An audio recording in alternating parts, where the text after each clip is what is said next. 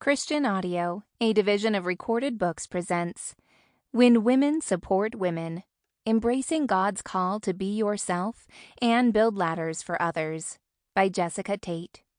Narrated by Faye. Introduction.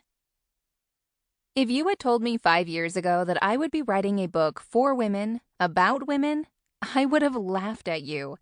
It was as far from my mind as writing on the scientific possibilities of exploring Mars, which I also have zero credibility to write on. For most of my ministry career, I have discredited my ability to speak exclusively to women, or even about women. This belief about myself most likely began long before my run-in with Christ, and instead occurred in my formative years, when I identified more as a tomboy athlete rather than fully understanding my identity as a woman. I was only 10 when my parents first had me play baseball with the boys, instead of softball with the girls in our local sports league. In today's culture, I feel like I need to clarify that my parents never questioned what my actual gender was. I just happened to be a strong athlete, and they wanted me to be challenged. Times were different then, and to me this never had anything to do with my gender or sexual orientation. I genuinely assumed they were trying to protect the other girls because I could throw a ball that would take your face off if you weren't ready to catch it.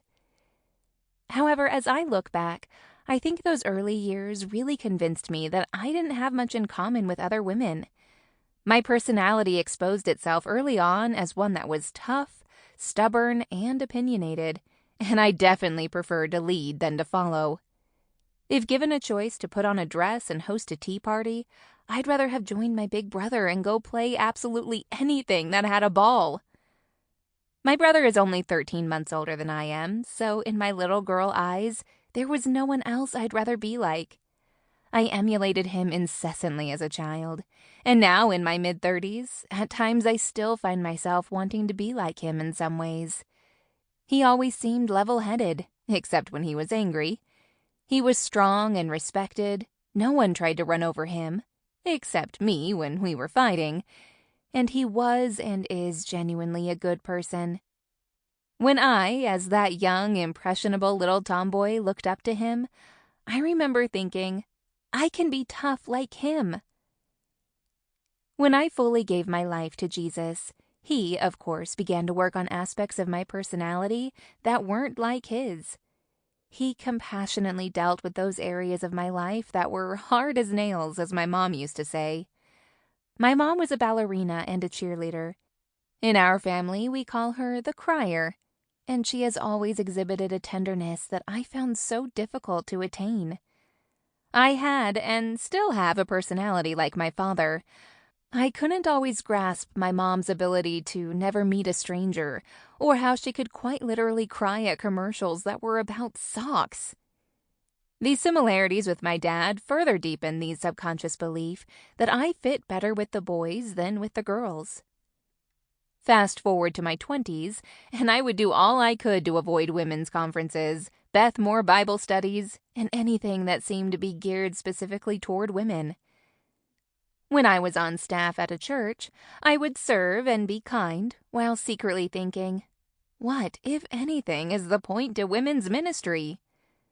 I read books from John C. Maxwell, J.I. Packer, and Dallas Willard, so I dove into the leadership and theological side of ministry. I knew I was called to preach. Thus, I studied the men who were preaching, and though I always seemed to have young women I was mentoring, I ultimately looked up to the male leaders in the church more than the women. When I started to do itinerant preaching, I would get invited to speak at women's meetings or conferences, and I always turned them down, usually telling God, what would I have to say to a bunch of women? I loved my female friends and my female leaders, but I told myself that women's ministry just isn't my calling. 2 years ago, I moved back to the United States after almost 3 years of living in Brazil, helping to lead a ministry school and serving in various roles in a very large denominational church. During my time there, I was approached by countless young women who wanted mentoring and guidance because they felt called to lead. The denomination that church is part of does not believe women Sample complete. Ready to continue?